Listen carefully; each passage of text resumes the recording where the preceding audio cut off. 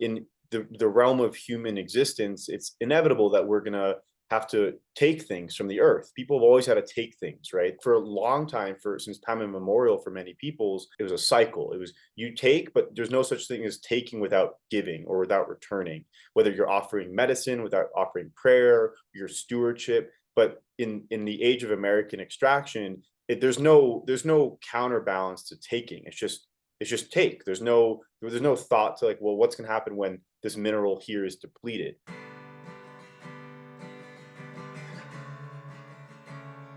Hey folks, this is Josh Schlossberg, host of the Green Root Podcast, the official podcast of Eco Integrity Alliance, where we're on a quest to uncover the roots of the ecological crisis. For this episode, we would like to welcome Dov Korff-Korn. He is legal director for Sacred Defense Fund. With Sacred Defense Fund and its program, the Lakota People's Law Project, Dov uses legal strategy and movement building to safeguard tribal sovereignty and environmental justice.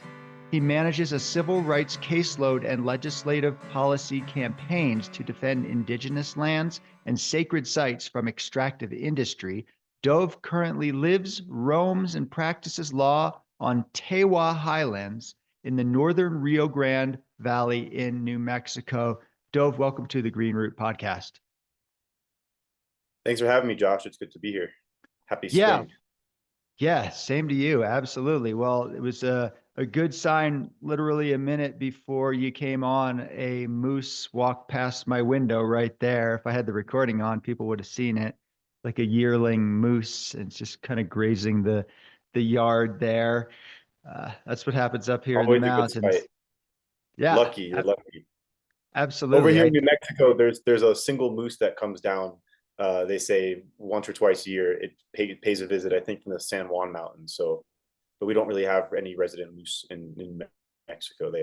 They visit from Colorado. They come on vacation like the rest of the Coloradans. So makes sense. Understandable. Yeah, we have a lot roaming around here. When I go on the hike, sometimes it's cut short because the mama is hanging out on the trail. I'm like, all right, this is your spot. This is where you live. I'll turn around for today, and I'm okay with that. But the reason I got in touch with you is because I learned about a project, a mining project in the Black Hills National Forest in South Dakota. And it's called the Pete Lean and Sons Rockford, whatever, Mineral Exploratory Drilling Project.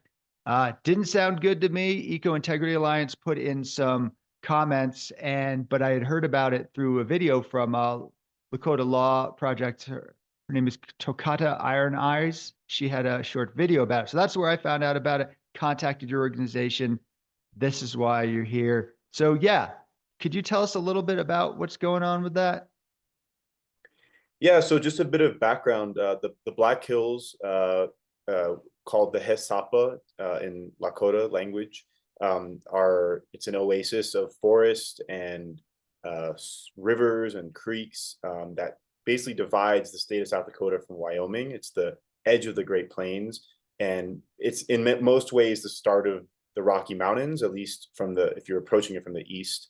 And it's a beautiful place. I mean, if you've spent any time in the Great Plains, you know that you're just in open country. There are some trees, but it's flat for the most part, and it's open. And the Black Hills for millennia have provided a home for Native people, and now for settler people, but for animals, for all kinds of migratory species of bird and big game animals, buffalo, elk, mule deer, etc.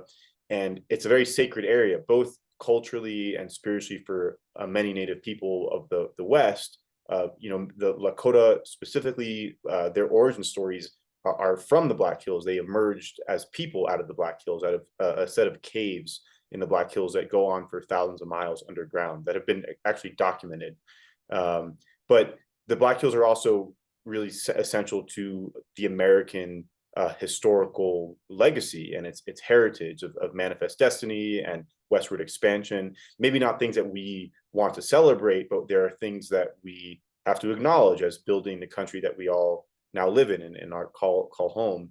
So the Black Hills has a very long history of mining.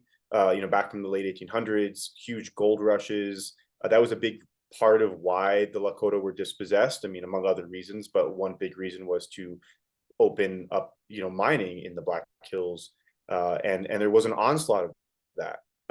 And then more recently, in the last couple of decades, there's been a renewed push by industry to open up new mines and expand old mines in the Black Hills. And it used to be gold that was the big rush, but now with all this new science and innovation, there's all these new minerals and materials that are desired.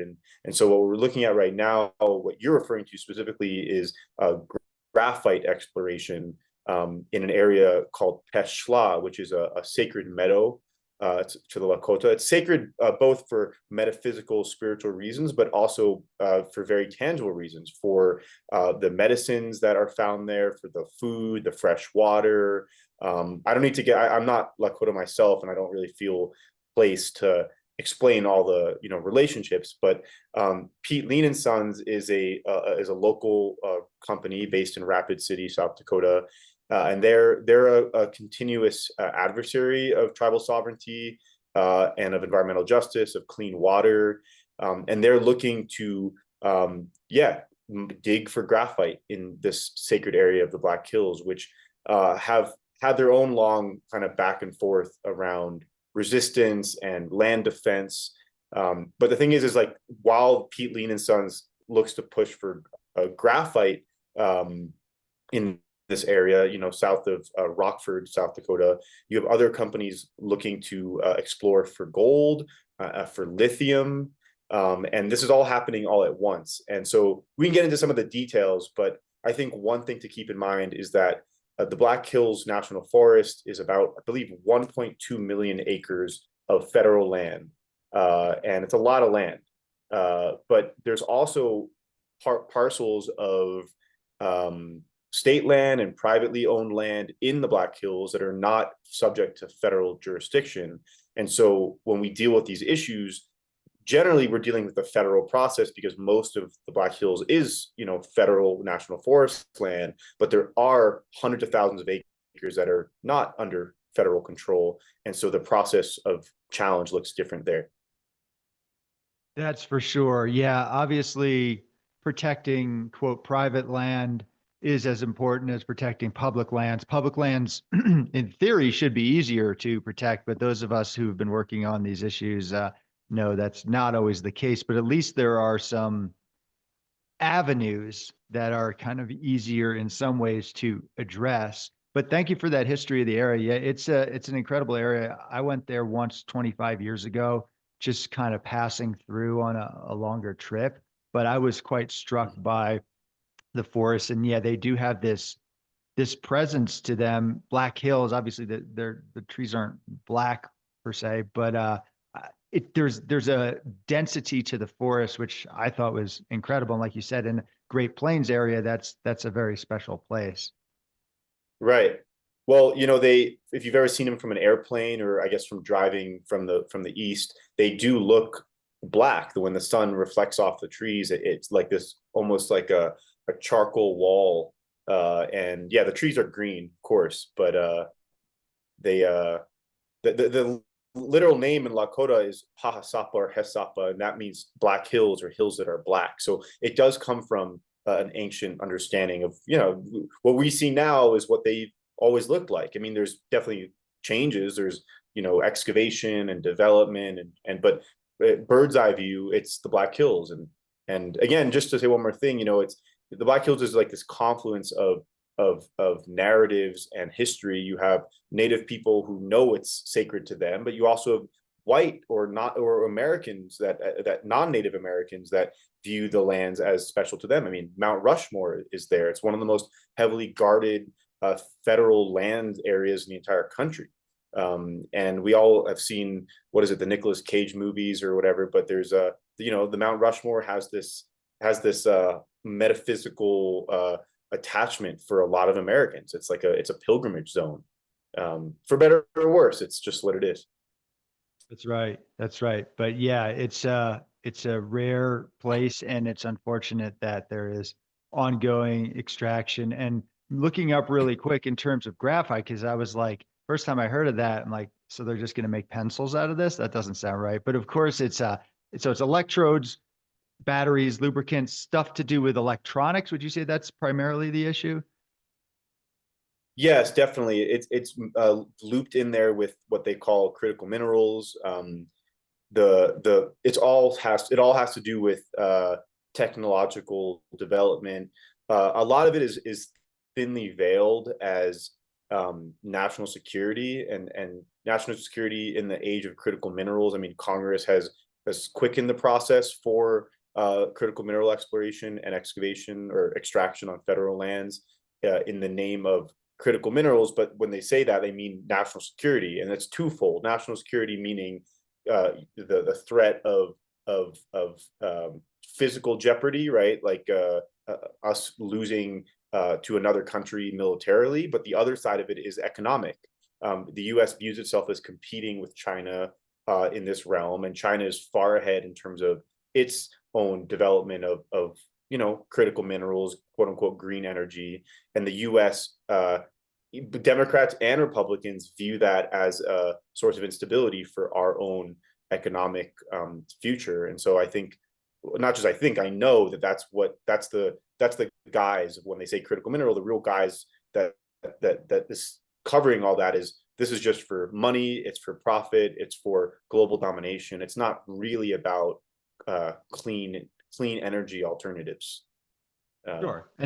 And these are public lands, or if you want to look at it as sacred lands belonging to other people, or in the custodianship of other people. And the minerals are going to private companies, and our federal government is leasing it out. So I think no Right. matter your perspective on this, this is a concern and something I'm seeing just online here, why graphite is the new gold as tech wars ramp up. So yeah, the so-called green tech, which some of our listeners might support, some I know definitely oppose.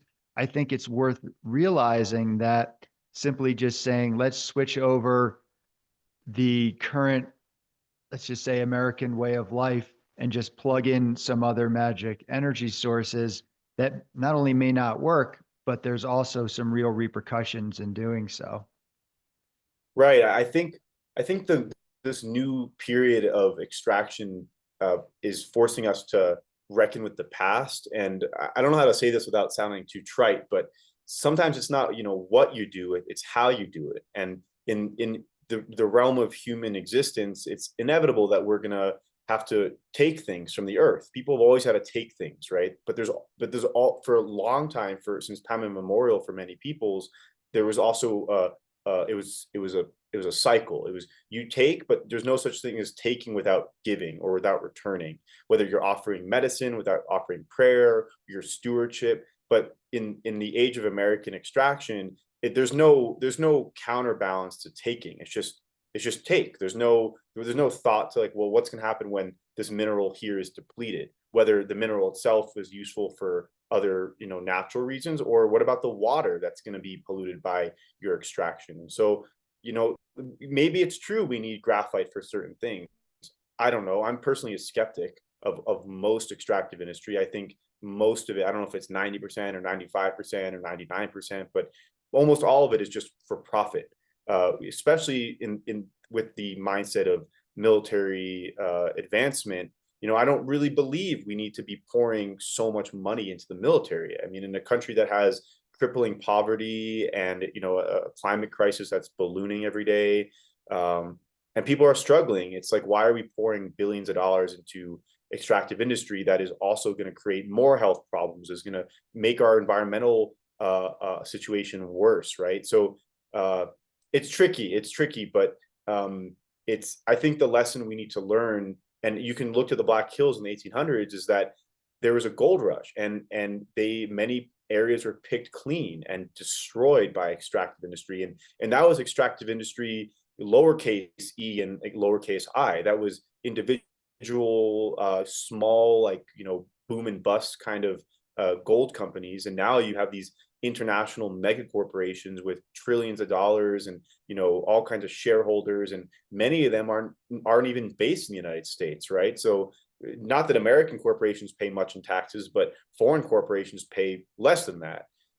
So I think what we're confronting as people is this question of can we continue to grow, expand, exist as a society without also repeating these same mistakes of extraction and overdevelopment and I could say a lot more, but you talk about public lands.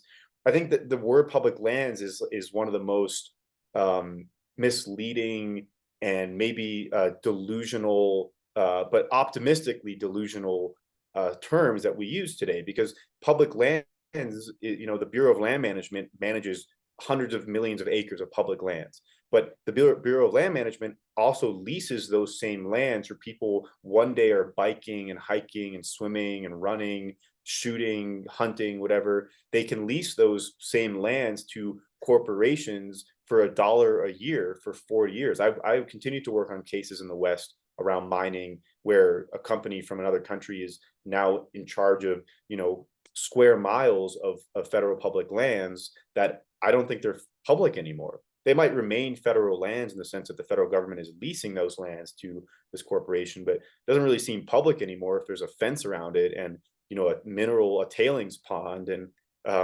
so I think public lands is what we want to believe we have access to, but I don't think corporations are part of the public.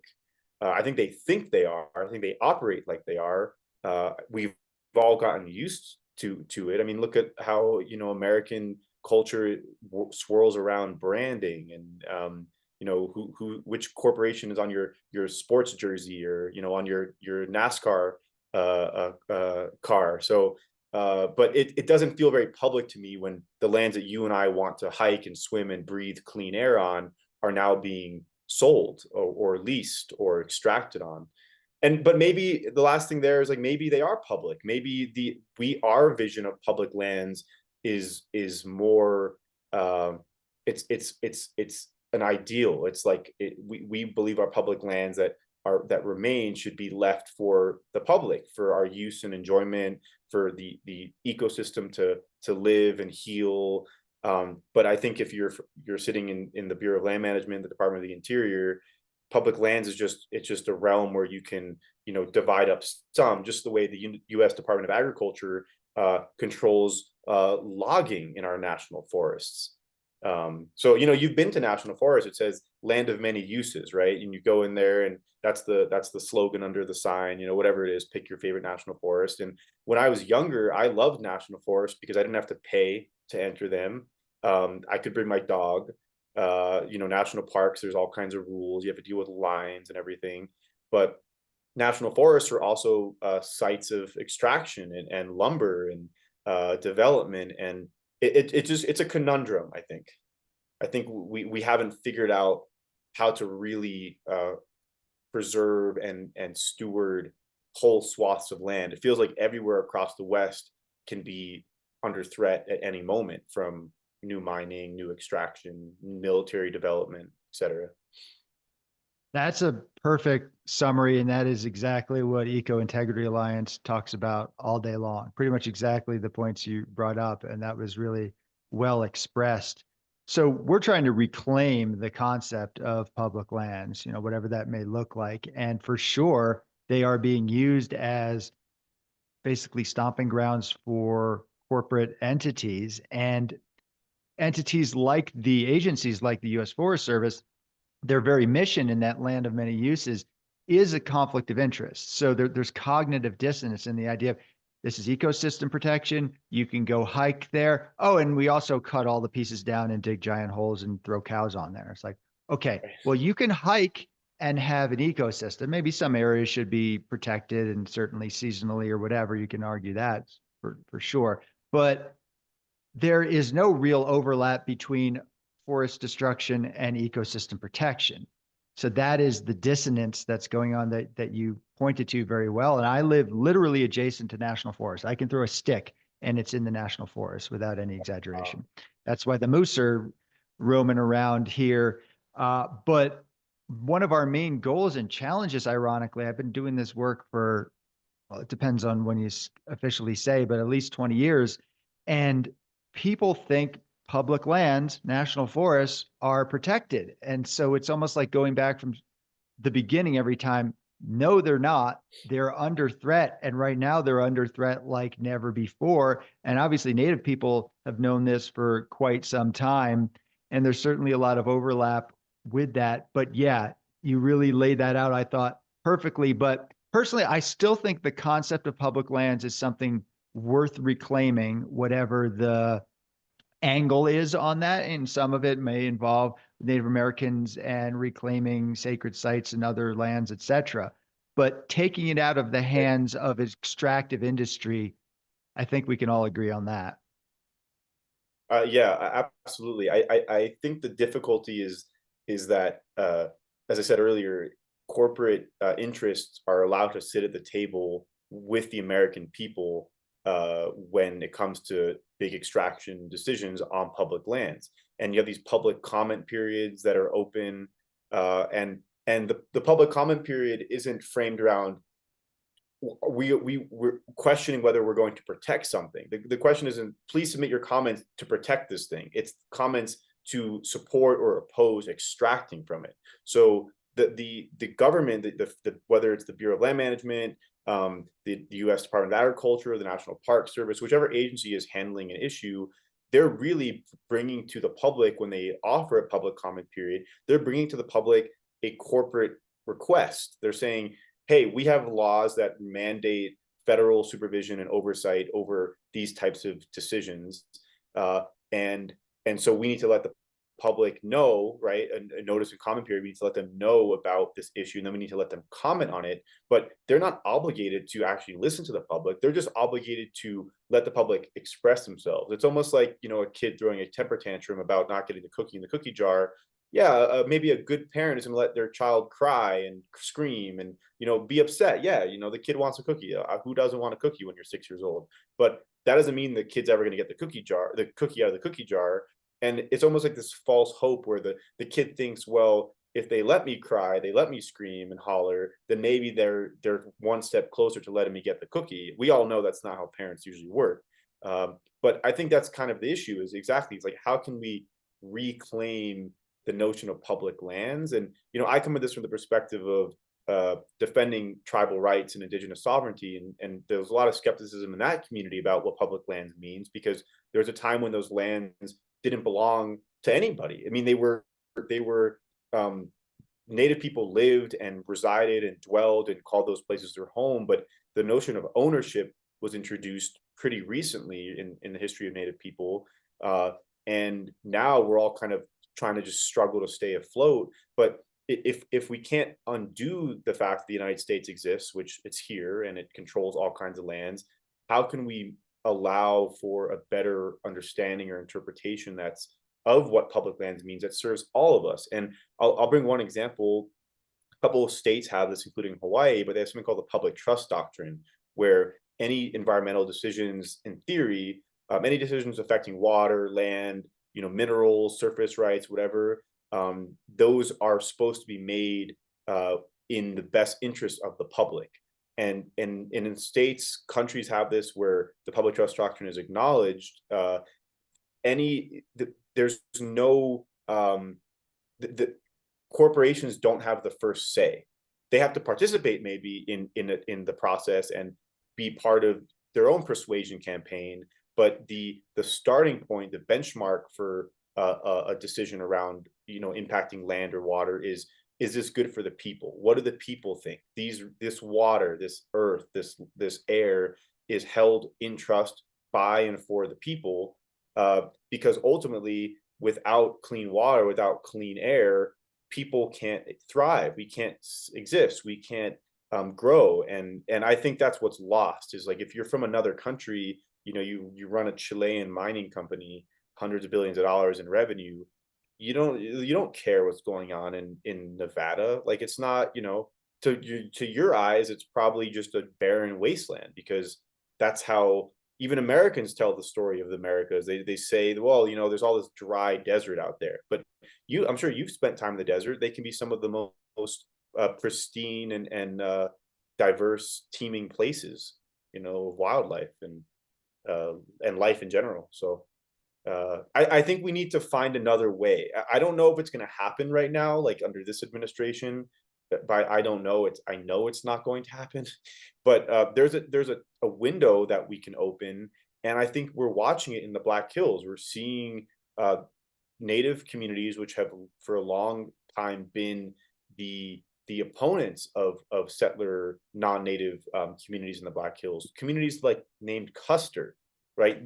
There's a town called Custer in the Black Hills, and for example, the people in Custer for since as long as we can remember were at odds with their native neighbors and fellow residents, and now we're seeing a shift. We're seeing non-native residents wake up and realize that they're ranching, they're farming, they're recreating, they're fishing, whatever they like to do, you know, for fun or however they need to make their money, is being impacted and will continue to be impacted by heavy metals mining, by foreign corporations coming in.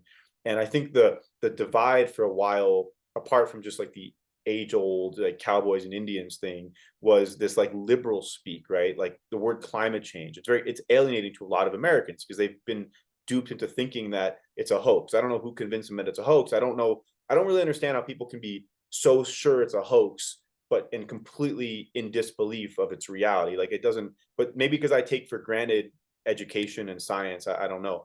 But now we're watching people gravitate towards language like drought or water scarcity or erosion, topsoil loss, things like that that are very real outcomes of both incessant human extraction, but also just the swell of climate change, which some of it's from extraction, but some of it's from the outputs created from extraction, whether it's driving cars or you know, dumping into rivers. And so that's giving me hope. I think it's giving other people hope. I think it's trying to step away from what for a long time felt like this it felt hijacked. It felt like the Democrats had said we're the party that's resisting climate change. When you go into the books, not that deep, and you know that all these politicians, they all take contracts and bids, and they support the same major industries. And I think what I'm witnessing myself as a younger activist and attorney is the climate change discourse. I think is shifting away from partisanship. I think it's being taken up by the people. I think many Americans on both sides are very skeptical of their elected representatives.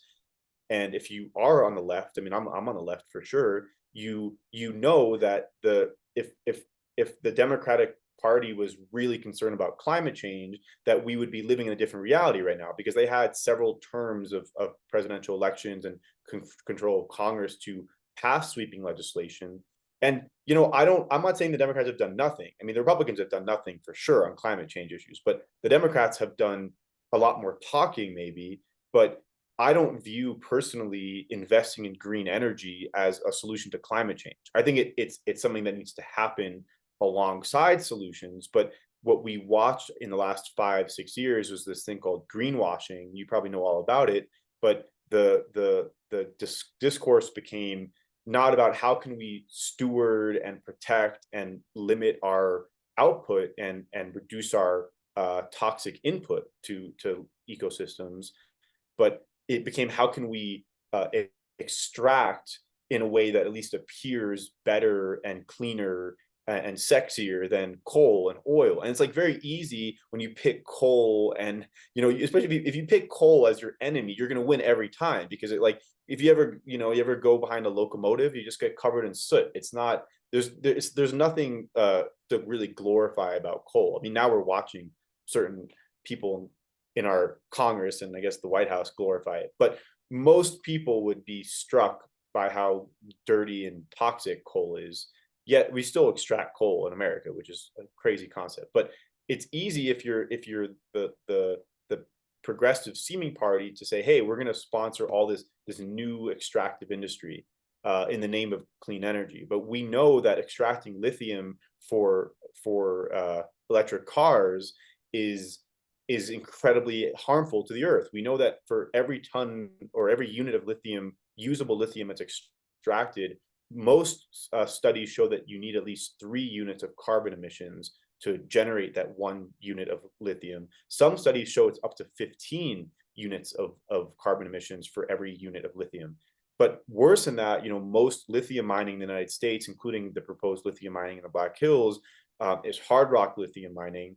And to make the extraction process feasible, you need to pump the ground with sulfuric acid that leaches the lithium out of the rock and makes it separable and transferable and usable. It can be converted into whatever you're going to process it into.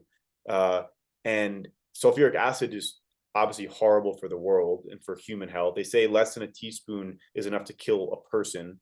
So imagine you're pumping the ground with millions and millions and millions of gallons of sulfuric acid. Forget about the water requirements in northern Nevada, where we've been working on fights against mining out there. The mines are going to take billions of gallons of water a year from aquifers that are already depleted. And then they're going to pollute the water. So they're going to take the water, then they're going to pollute what's left of the water, and then they're going to leave these open pits for eternity just to destroy the ecosystem. And the communities all over there in northern Nevada see some of the highest rates of cancer we know of in the United States. There's a tribal community in Fort McDermott, Nevada, called the Fort McDermott Paiute Shoshone tribe, and their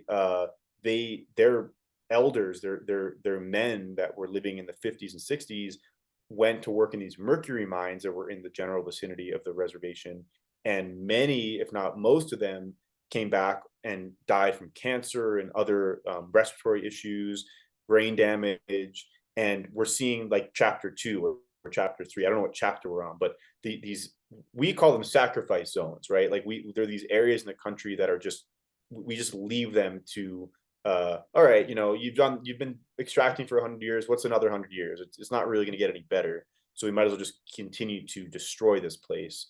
But then you have communities that don't want, imagine if people came to Netherlands and tried to dig for heavy metals. Like, it probably wouldn't. They are. They There are. actually is. There's a plan right now to reopen a mine in Netherlands. But anyway, continue. What type of mine? I can't recall the details, so I don't want to speak to it right now. But yeah, that's the current thing. But anyway, keep going with what you're saying. Well, yes, I was just saying they're like these sacrifice zones, and in the United States, about 90% of extraction is happening within 30 miles of reservations. And I'm not saying Indian lands, like native lands, we could argue are everywhere. But just the word reservation is a legal term. It's recognized by the federal government. Reservations are jurisdictional entities. Tribal nations have sovereignty, have legal and political autonomy over those lands. And when 90% of extraction is happening within 30 miles of reservations, 30 miles is nothing for ecosystem degradation. They say that for lithium, in at least 800 miles in every direction from the source of extraction is going to be impacted. 800 miles like crosses several states, and 30 miles is nothing. If the winds are bad a certain day, it'll cover the community in dust.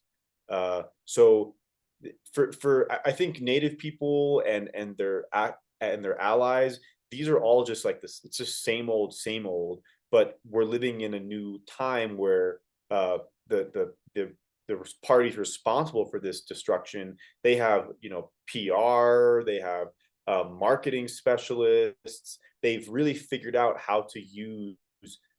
I was at a conference last year, a tribal law conference, the biggest one in the country that happens every year, called the Federal Indian Law Bar, and I was sitting next to a Native representative from the company Enbridge, which is like a major pipeline company, and they just wanted to have a conversation over lunch, and I just didn't really know what to say, because I spend my time fighting Enbridge, and now I'm sitting next to a representative of Enbridge, not just a representative, like someone from the community, one of the northern Ojibwe communities in Minnesota, who's community is now under threat by the company that this person is representing. And like, it puts me in a position where I'm like, well, 100 years ago, weren't paying native people, putting them on payroll, probably paying them six figures to be mouthpieces for extractive industry. They could just do whatever they want in these corporations. And now they have to play a game. They have to consult with tribes. They have to notify their representatives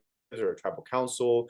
But just because there's a new procedure in place doesn't mean that the plans are any different. The plans are still the same. Just maybe the steps, instead of taking 3 steps to get from A to Z, there's taking 26 steps, or going A to B to C to D to E, whatever. But it used to be they go from A to F to G and then all the way to Z. So I think that's the other thing, like the guise of critical minerals for national security, and then the guise of responsible procedure. And one more thing I'll say about that is that the federal government is melting down right now, both under the new administration, but also because a U.S. Supreme Court in the last couple of years, has gutted the Clean Water Act, it's gutted the Clean Air Act, and it's also completely overhauled the way federal agencies are entrusted and expected to carry out decision making. They call it the Chevron doctrine, but there used to be a process of deference where the best suited representative in a government agency was looked to make decisions or inform decisions about an issue. If it's an environmental decision, you look to the environmental scientists, you look to the hydrologists, you look to the air and soil experts. But now, and it happened before Trump, it happened during Biden's presidency, but it was the Supreme Court. Now these agencies don't need to follow any cognizable thorough process of the decision making. So in theory, you can have someone whose expertise is textiles, right? Textile manufacturing. They can now make decisions about energy. You can have someone whose realm is education make decisions about military spending. And I mean, Elon Musk is a perfect example. This is somebody who's made his living on extractive industry in the last 10, 15 years.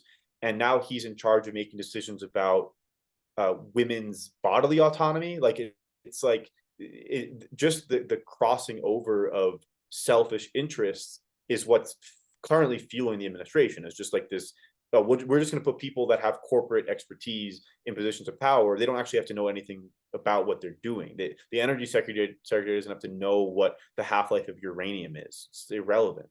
So they just have to be a good business person.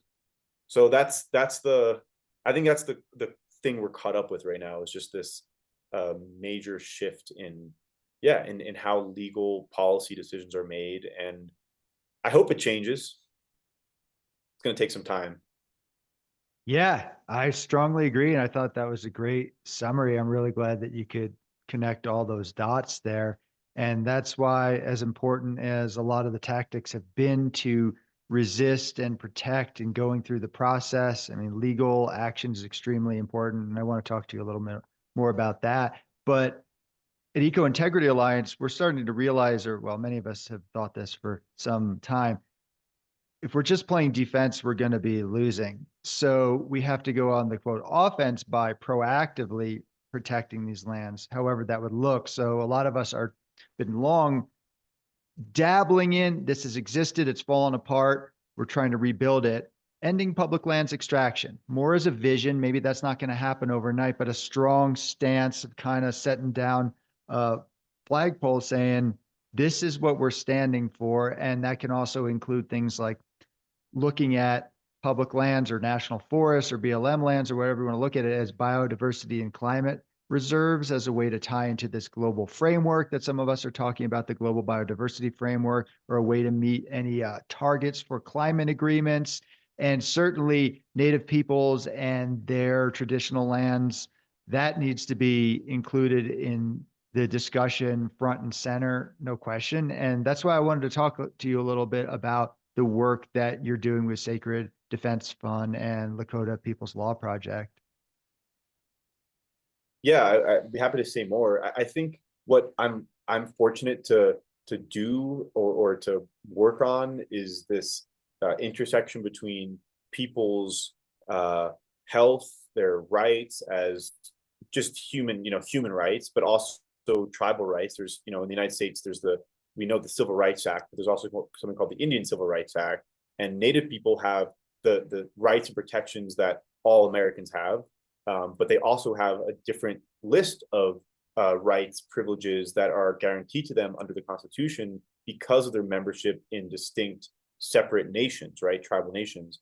And so I think I work with a lot of environmental lawyers, at NRDC or the Earth Justice, Sierra Club, like these big groups, and they're wonderful people. They work hard on the issues, yet their way into most of these fights is mostly from the environmental regulatory and policy perspective, where they are relying on laws like the Clean Water Act, the Clean Air Act, the National Environmental Policy Act, like the EPA's system of regulatory frameworks. They're relying on those tools to achieve maybe the same goals that we at Sacred Defense Fund and Lakota People's Law Project are the same goals that they're pursuing, but from different corners. And for me, I sit in the middle of this, environmental decision making, regulatory authority, but also from the perspective of sacred sites and religious freedom and people's rights to connect with and access their homelands, their spiritual spaces. And that brings me a lot more, I think, daily energy, even though there's a lot of bad days. I think for me, when I get lost in the sauce of the EPA's whole nonsense, like there's just tens of thousands of pages of regulation, right? And like for me, that's not inspiring. What's inspiring is hearing somebody explain to me how important a mountain or a meadow or a butte or a lake is to their people or to themselves, and then it's working backwards from that. Like, how can we connect with this person or this community's how can we connect their devotion and love for this place? How can we connect that all the way back to these laws that are supposed to protect both people but also the earth? I mean, they don't call it the Clean Water Act for nothing, right? It's supposed to be about acting to protect clean water. The same thing with the Clean Air Act. But these laws have failed, I think, holistically to do. They've done good for sure, but I think that there's too many open doors for challenge, for extraction. And I always say this to people when they ask me, but it's like, if they didn't want us to pollute rivers, the law would say, thou shalt not pollute the rivers, right? Like, it wouldn't be that difficult. But instead, they come up with this whole 12-tier program. It's like AA for pollution. It's like, well, if you get the right permit, you can pollute, but you can only pollute up to this many tons. But you can buy a permit. Corporations can buy permits from each other. Or what about carbon? Carbon taxes, or there's all these like ways into excusing. It's like, oh, dump this much carbon into the atmosphere, but plant this many trees. It's fine, right? Like these solutions are not they're not working. And the to go back to the critical mineral stuff, like, we're not saying that we shouldn't be creating new solutions for our use and enjoyment as people of this earth. Like, it's accepted. We're gonna have new technology. We can't change that. But is the idea to replace every single gas car on the road? If a lot of American families have 2 cars in their driveway, 3 cars in their driveway, is the goal to replace every car that already exists with just an electric car? In my mind, the issue is maybe focus your innovation and your obsession with technological growth. I had a professor that used the word parsimony in law school, which is like doing the most with the least. And I think the perfect example of that is funneling the infrastructure and time and money of surrounding clean energy, funnel that into cities, funnel that into places that are like Los Angeles or New York, where you still have people driving in from their suburbs, sitting in traffic and idling for an hour and a half each way. They're not going very far, right? Like, I live in New Mexico. When I want to go to Albuquerque, which is 80 miles away, it takes me an hour and 10 minutes. You just get on the interstate. There's no traffic. I'm guzzling gas, sure, but I'm not sitting in traffic. And there are some, minimal public transit options, but New Mexico is not a major population zone. Los Angeles is. And if we, instead of just, oh, get a Tesla now or get a Volt or whatever, I mean, I think people should be driving those cars. Like it's better to, in my mind, to not have to fill up your car with gas every day and you know, pump out methane and CO2 and sulfur dioxide, whatever. But I don't believe that the solution is just giving every person in Los Angeles a new car, because the problem has been that every person in Los Angeles already has a car and shouldn't have a car. You know, the cities like LA, Denver, Salt Lake City were built by the fossil fuel industry. They made these cities dependent on cars and individualized forms of transport. So I don't know where I was going that with, like, to talk about the work we do. We run up against these issues all the time, but tribal communities aren't first concerned about what electric car company is doing well right now. They're concerned with, is the water that my kids play in and drink from and plant in our fields with, is the water clean? Is the soil, are the animals that we rely on for hunting, for materials, for certain ceremonies, are those animals flourishing? Are they still passing through our lands the way they have forever? You know, those questions end up running up against clean energy issues, but we're not starting with clean energy issues. We're starting with sacred rights, sacred sites. And the other type of work we do outside of environmental justice and land defense is person to person representation. We have a few cases right now of involving elders and who are incarcerated, and families of young Native men who were killed by police in Denver and in Rapid City. And you know, those cases feel very far afield, maybe from what we've been talking about, land defense and water protection issues. But at the same time, they're all linked, right? Like there's a reason why Native people are being killed in major cities by police at much higher rates than other groups of people. And the big reason is because of the history of dispossession. And you know, in the 50s and 60s, Native people all over the country were they call them urban Indians. They were relocated in these programs under the Department of the Interior, the Bureau of Indian Affairs. They were relocated from their communities to major cities, where now they have to start swimming in this major area of all kinds of difference. You know, tribal sovereignty isn't respected or acknowledged. You know, there are Native people to maybe find a common cause and solidarity with, but you're still, if you're in a major city, you're still going to be swarmed with all these people that are different than you. And so the history of dispossession, relocation has created a lot of other problems. There's been these environmental problems. There's also been these cultural problems, bodily safety, drug use, alcohol use. Perfect example is at Standing Rock. You know, we're all aware of Standing Rock.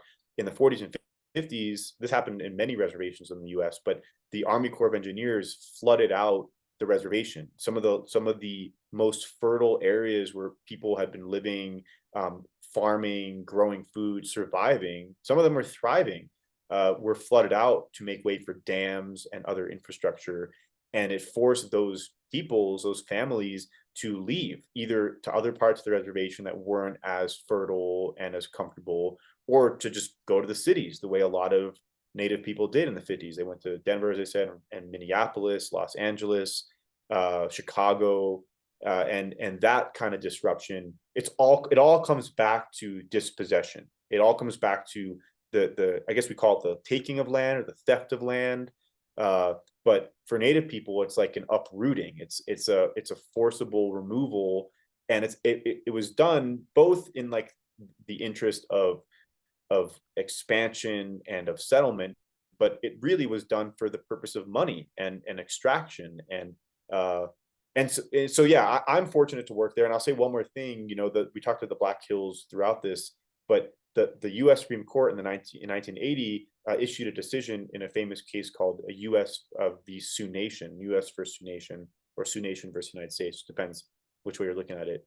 But it involved the Black Hills and the taking of the Black Hills by the U.S. Government in the 1800s, late 1800s. And the U.S. Supreme Court said, I mean, it was shocking, but the U.S. Supreme Court said that the Black Hills were taken without just compensation, and just compensation is owed to the Lakota, to the Sioux Nation, which is a longer topic separately of who that involves. It's, you know, the Sioux Nation, that's a French word for snake people, but the Sioux Nation involves you know, many current day tribal nations, Lakota, right, like Oglala Lakota, Rosebud Lakota, Cheyenne River, Standing Rock. There's all kinds of communities that exist now, but the Black Hills themselves, under U.S. constitutional law, are in this purgatory space.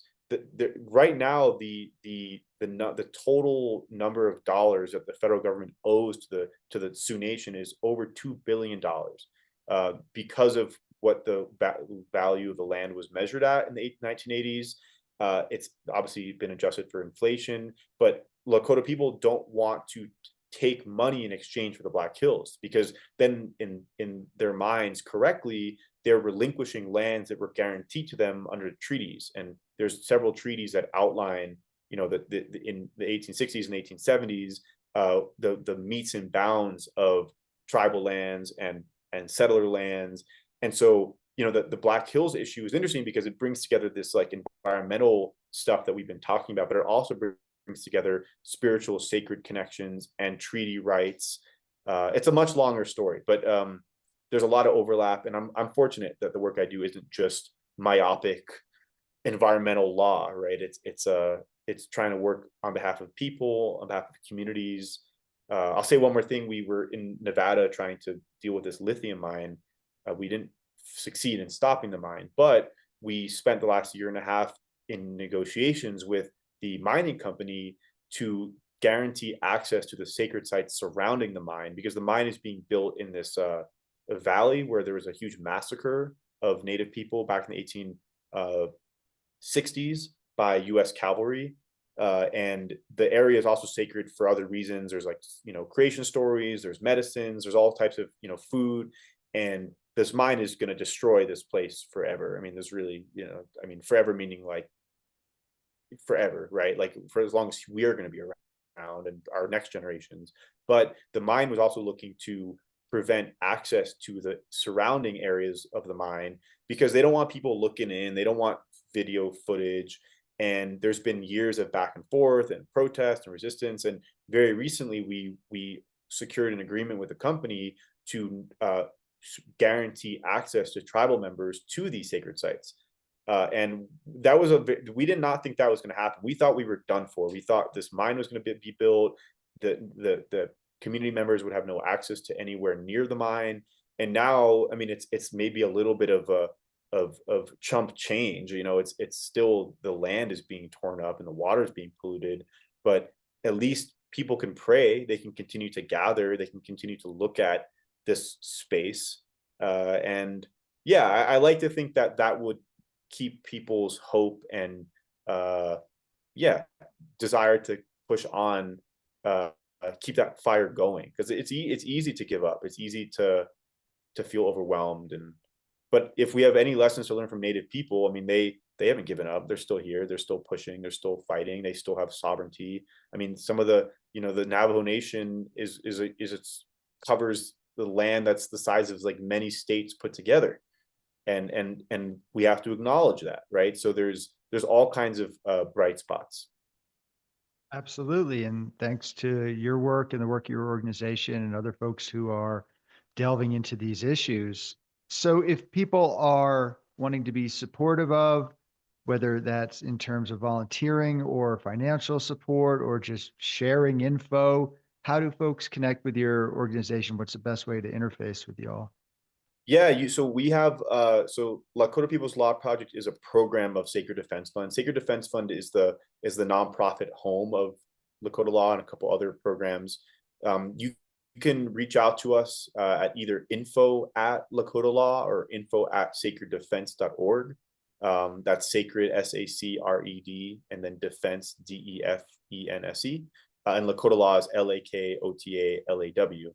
But the emails for both is info@. You can find information on our websites, lakotalaw.org or sacreddefense.org, of how to support our work, either financially. You can reach out to us if you would like to get involved as a volunteer. We regularly have, I'm sure you do this too, Josh, but public comment windows that open, and we share to the public how to get involved, how to submit your comments. That most of our public engagement is that right now, because we're getting hammered with all these mining claim and exploration goals, and so yeah, at least we still have a public comment period. It's not, in South Dakota, lithium is classified as a sand and gravel, so it basically has no environmental review that has to happen under state law. You can just kind of get a permit overnight, and that's a huge problem. They still have comment periods in the state of South Dakota for extraction happening on state land, but it's really just like most of these things are just they're just a ruse. They're just kind of like a smokescreen for, while you're busy filing your comment, we're making plans for the next stage of extraction. So yes, if you want to get involved or support our work, lakotalaw.org or sacreddefense.org, they'll lead you to the same destination. And yeah, I think I came into a lot of this work as a volunteer, over 10 years ago, and now I'm an attorney, and it's I don't think there's one way to do things. I think you can get involved, and many of our supporters and closest community advocates they have full-time jobs, and then when they get home from work, they tap in, they email in, they ask how they can help, and I think that gives me some encouragement that we can keep the fight going. Is people take their time out of their days. They're not seeking money, they're not seeking attention, they want to give their energy, and I think that's commendable. Absolutely. And yeah, really appreciate all your great work and the work your organization is doing. And thank you so much for coming on the Green Root podcast.